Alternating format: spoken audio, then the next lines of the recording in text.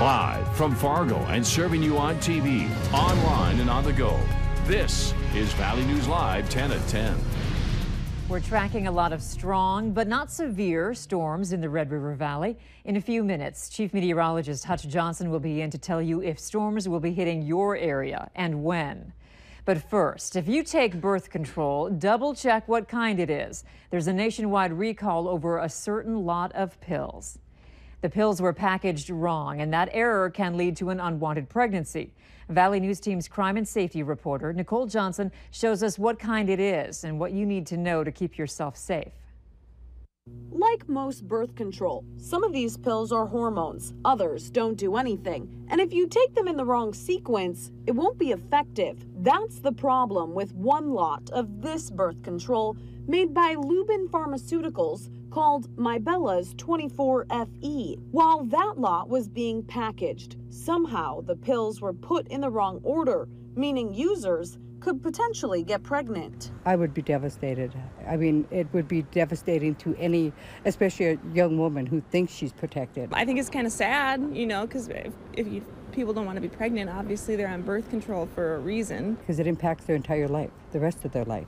You know, then they have these decisions. The vast majority of the women that are taking birth control are not affected by this recall. If you would happen to be one that got the pills that were recalled, not everybody's taking birth control for pregnancy. There's other reasons why. If they're taking it for a reason other than pregnancy, I guess it's not going to mess up what's going on. The recalled birth control was being sold across the nation to wholesalers, clinics, and retail pharmacies. If you think you bought some, first visit your pharmacy, then talk to your doctor.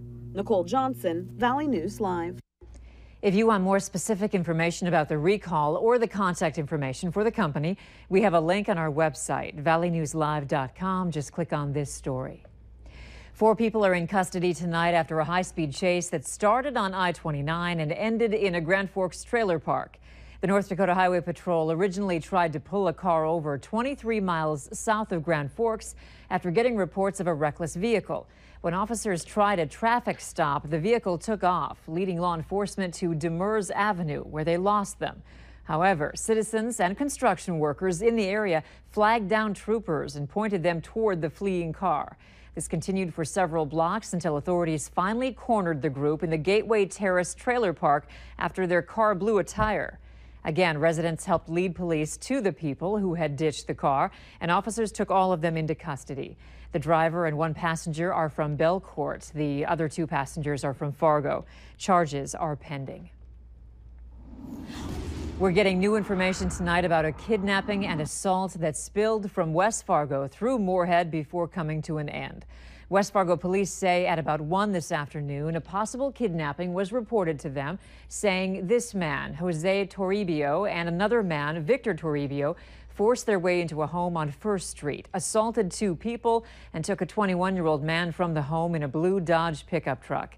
It then spilled over into the Anderson softball complex along 45th Street in Fargo. Police saying a second fight occurred there. A woman, possibly a current or ex-girlfriend of the kidnapped man, was following the truck, and her windshield was smashed in by one of the Toribios before they took off again. That's when word got out to us of the kidnapping. Police later finding the kidnapping victim near Great Bend, North Dakota, in Richland County. Viewers then sent us this video and pictures. Police confirming they found the Toribios and the pickup on 8th Street South in Moorhead about 2 hours later. And as you can see, they were taking no chances with these 2 men. The Toribios face a long list of charges, including kidnapping, burglary, and assault. Both remain behind bars tonight. A Fargo man has now been convicted of murdering 2 men in 2015. A jury found Ashley Hunter guilty of killing Clarence Flowers and Samuel Trout. He also was found guilty on an arson charge after trying to burn down the house of one of his victims. The verdict came down late this afternoon, and the jury only took about an hour and a half to decide Hunter's fate. A sentencing date has not been set yet. We spoke with Samuel Trout's mother, Mary Ann, today after the verdict was announced. She told Valley News Live she sat through the trial every day, and it wasn't an easy process, but they are pleased with the jury's decision and wanted to thank all of those who worked on the case, adding, quote, As for justice, the only real justice is that society can now be protected from Ashley Hunter. The parents of Jacob Wetterling have filed a lawsuit against Stearns County, Minnesota, trying to seal some of the investigative files in the abduction case of their son, Jacob. The Wetterlings filed the lawsuit Monday, the same day Stearns County had planned to release the documents. As a result, the county says it's going to hold off on the release. Jacob's parents, Patty and Jerry Wetterling, say the files contain personal information about their family that was collected during the 30-year investigation that is protected by state and federal constitutions. The struggle here is balancing our need to protect the privacy of victims and state law that requires the release of a closed investigative file. I believe that the law requires the release of the file, and I look forward to the day when it can be released. Jacob Wetterling was abducted in 1989, and his death remained a mystery for years. In October of 2016, Daniel Heinrich was named a person of interest in the disappearance. He later led authorities to Jacob's remains and admitted to kidnapping, sexually assaulting, and killing Jacob. A man from West Fargo is in jail after he was busted with carfentanil, an opiate that's 10,000 times more powerful than morphine. 20-year-old Jesse Erickson was arrested as part of an ongoing investigation.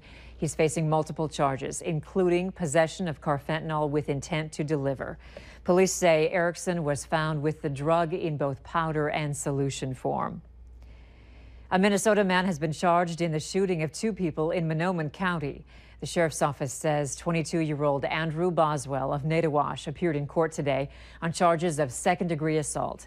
A judge set bail at $100,000 or $10,000 cash. Deputies say when they arrived at a home in Naytahwaush Tuesday night, they found a 21-year-old Minneapolis man and a 23-year-old woman from Naytahwaush with gunshot wounds. The victims' names have not been released, but officials say they were in stable condition after being airlifted to a Fargo hospital. Boswell is set to appear in court on June 6th. The Roseau County Sheriff's Office says they suspect distracted driving to be behind a two-vehicle crash earlier this week. The crash happened Monday just south of Warroad on County Road 5. 3 people had to be airlifted to a Grand Forks hospital for treatment. Officials say 54-year-old Don Jersing of Billings, Montana, failed to yield to 73-year-old Julius Powell of Warroad, causing that crash. Powell was driving a van with 7 passengers with the Warroad American Legion. Police believe speeding and using a cell phone were factors in the crash. Officials did not give any updates on the condition of those hurt in the crash. The hot weather didn't keep people from spicing it up at Island Park tonight. Salsa in the Park accepts dancers of all skill levels and invites them to salsa until the sun goes down and then dance some more. The meetup starts with some lessons for beginners and works its way up to some serious dancing. Those hoping to join in on the good times in the future can swing by every Friday at 7:45.